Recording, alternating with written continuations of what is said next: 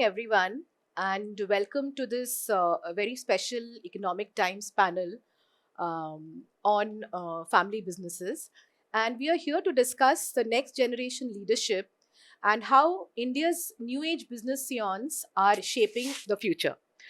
Across India, we are watching a tectonic shift, business transition from founders to the new generation, and with it comes new thinking, new risk, new governance, and sometimes new tensions at the family dinner table.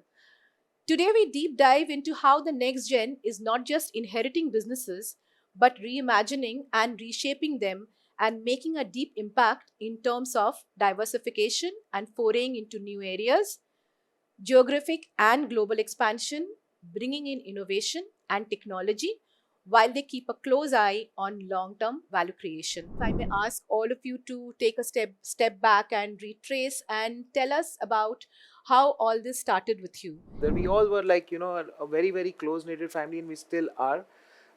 The best part about it is that when you see your uncles, your father, everyone being part of this business, going together, working together, discussing, you somewhere that ethos starts flowing in naturally. Right. And at the same time, having that entrepreneurship skill coming in, I would say somewhat naturally, is also when when I was in college, especially, at least if I have to talk about myself, when I was in college. And when I was like during my vacations, I used to visit my factories, I used to visit my sites, so as to get what the real experience is. Although my knowledge at that point in time was as good as zero, but it was a great learning experience for me to take a stepping stone towards which direction in the business which I want to go in. And but naturally, when you are, you've been graduated, you get an option, but your mind somewhere is, it's already prepared or made itself that you need to be part of this business. I think there was a great pull from the business. And I think the credit goes to the transparency that the system was built upon. Because I think, as with most family businesses, say 20 years ago, many of the conversations growing up were on the dining table. So we were exposed to so many things that were happening, which were quite interesting. And then eventually, when I started studying engineering, most of my projects and my internships were always in the plants before I went to Germany. So that gave us a good idea about what we'll get to do with the education that we are getting, along with the idea that how there is technology embedded into a very traditional industry so far. So that was a great enough pull for me to be committed to the idea of joining the business. But with that, I think there was also a firm emphasis on getting the qualifications right, getting Yeah. the overall competency right as well. So that is something that we had to go through before we got any formal appointment in the company. And I think eventually the progress came after that. So that way, I would say the credit goes to the generations before, where we were able to create a pull for the next generation to find a business interesting and actually get a space to create something out of it. You see business professionals in all colors, from traditional business owners to new age scions like them, to startup entrepreneurs. Indeed. How are these different categories or classes of people different from each other? So, three or four things, right? I think we are, first of all, fortunate to be sharing a stage with a set of second generation, third generation, fourth generation who's actually interested in the business. Yeah. Um, the obvious answers are what everybody speaks about, which is hunger begets entrepreneurship, then it's a self-fulfilling cycle. Eventually you do better because you really want to do better. The second, third generation does not have the desperation for success which probably drove the earlier folks. Those are the obvious ones, but I think it comes down to two or three things. The second generation becomes interested if they believe that their voice is heard in the room. And that's a challenge that a lot of Indian families have historically had, which is the unwillingness of the previous generation to let go of control beyond a point. You're seeing that change, I think, thanks to advisors, thanks to shared experiences amongst people of a certain generation. They have understood the need to co-opt the next generation into decision making. We would see a lot of situations where people in their 50s are still not able to make any meaningful purchase decisions or expenditure decisions because the patriarch still And I say patriarch because 95% of India was run by a single male patriarch. Very, very difficult for them to let go of control even in their 70s or their 80s. You're seeing that change. I think that is a very, very good outcome. Um, as far as startup well, let me put it this way: the startup culture in India, which is maybe 10, 15 years old, is still too new for you to really draw a trend. Right? A lot of them have seen early exits, early monetization events. Some of them are in their second, third, fourth venture. So I think it's too early to call a trend on that. Most family businesses, they claim that they're loyal, they are run by certain values, ethos, and honest, service oriented, etc. But there are certain values that are unique to families. So is there one value that you can talk of? There is one leader at the end of the day, and I think you follow that leader's word is what is final. What I would say is, which I at least find which is unique in our family, is that no matter how young, old, experienced, inexperienced you are, everyone gets an honest ear to the leader, and you're allowed to put forth your point of view, however radical it may be. And it takes, I would say, a lot of patience from the leader side to kind of navigate that entire boat, because as the family grows, you have different mindsets, different opinions, some which may be extremely different from what you are normally used to.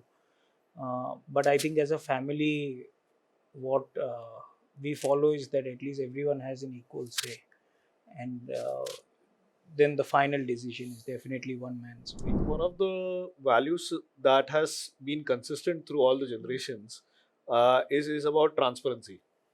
And that's something that I think it's up to us now as a generation to protect and enable for the next generation as well. But because of the transparency that we've been able to enable as a system, I think so many things are much more simpler, simply because less time is lost, trying to determine what is to be said and what is not to be said.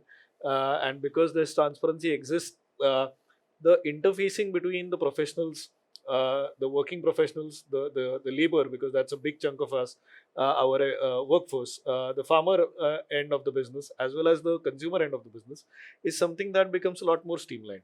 So that's something that I think we stick to, and how do we keep improving on that is something that we try to enable. We have trust, commitment, and togetherness. I think this is what we follow very, very seriously, because real estate business is something which is extremely hard. Although it's unfortunate, but extremely hard for people to trust the developer. So we try to inculcate and ensure that the business is what we are, or the projects what we deliver are done as what committed. Commitment is obviously everyone in the business does. And again, for us, family togetherness is very, very important, for which we all are thriving and working together. So along, obviously, growing the company is the most important thing, but being together and growing is the priority. Meeta, I wanted to ask you that this entire concept of succession planning, which we've been hearing more perhaps in the last 20 years. Yeah.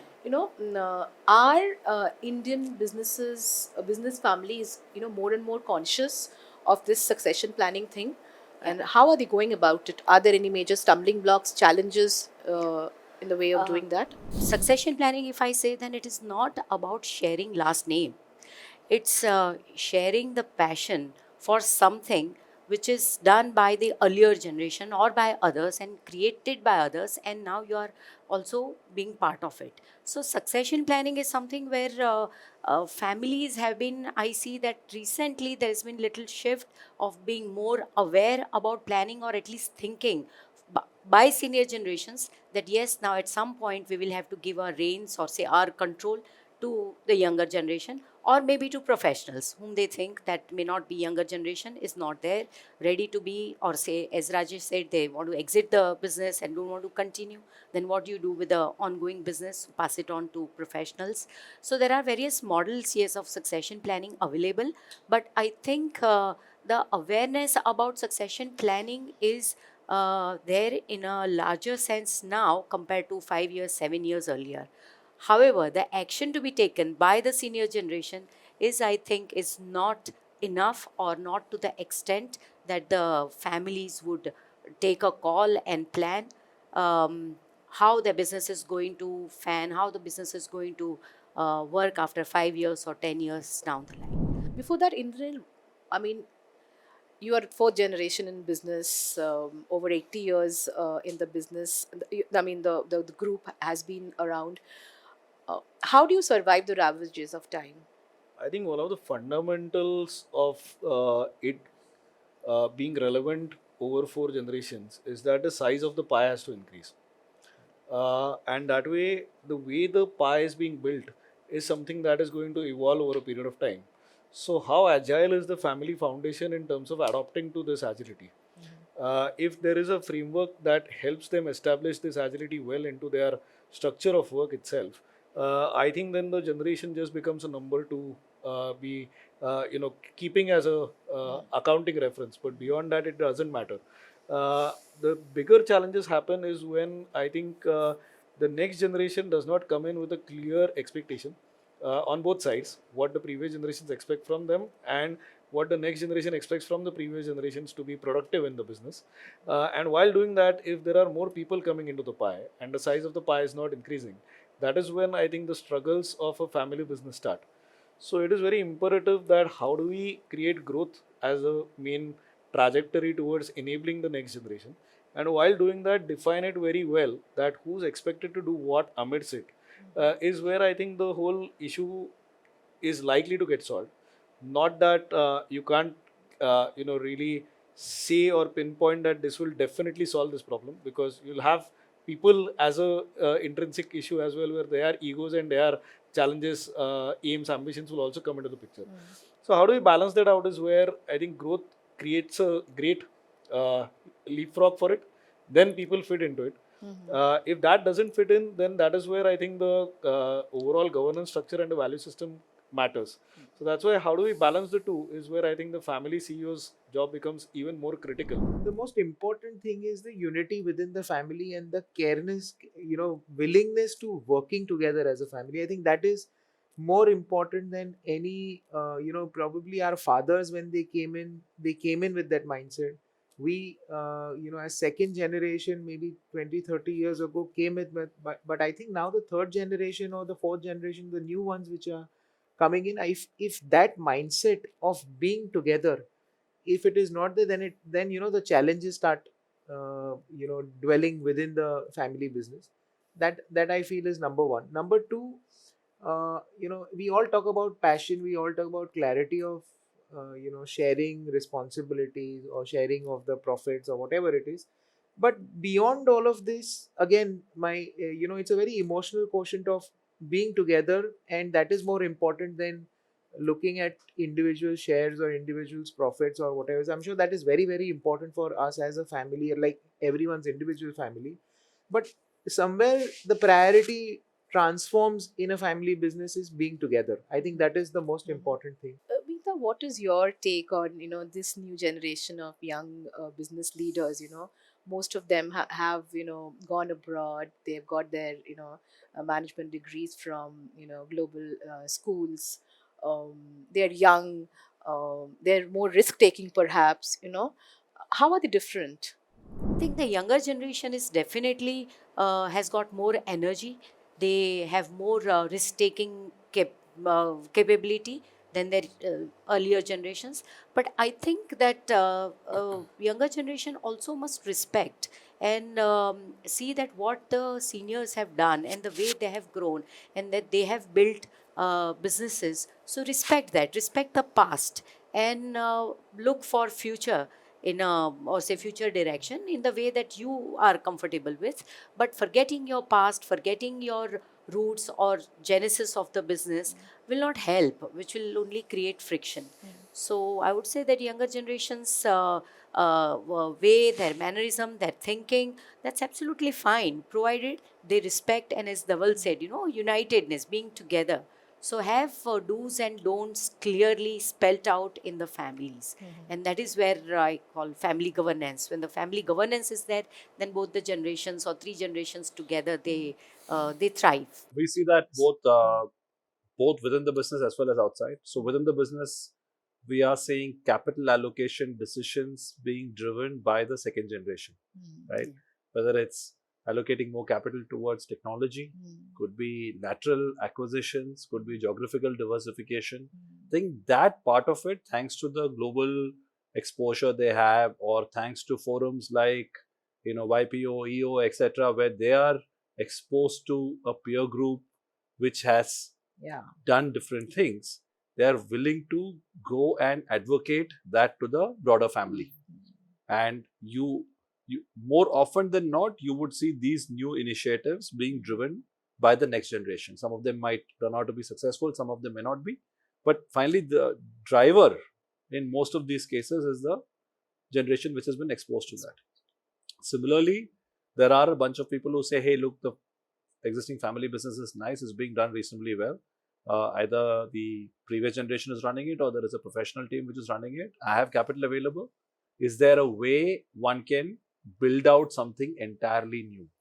And you're seeing that trend of completely unrelated businesses. Somebody saying, hey, let me go and create something in Europe or use the Middle East as a base. It also helps a family in some cases because they want one leg offshore. That what are the kind of challenges that companies are facing in professionalizing? Mindset of the owners or the promoters, if it moves from that owner driven to promoter driven mindset, then the things become more organized. Now how do you do that? So pre professionalization stages, and something which we do it with our clients also, is that you develop certain rules, regulations, guidelines, policies, and we call that as a governance mechanism, no, family governance mechanism, where all the family members are clear about their roles, about their goals. They share a common vision. They have their values also defined. Like the senior generation of Dhaval would have some different values than Dhaval and the younger generation would have. So the families need to have very clear, open communication system and harmony to be established. Once that is clear, then specific roles, responsibilities of the family members in the business, they need to be defined, and after that comes is the organizational professionalization. Otherwise, just hiring professional CEOs who have come with very good backgrounds, education, and experience and all, and you hire them, but you don't know how to deal with them, how to treat them, how to allow them to take decisions. That is the challenge which owners face unless and until they themselves have realized that what is a professional mindset.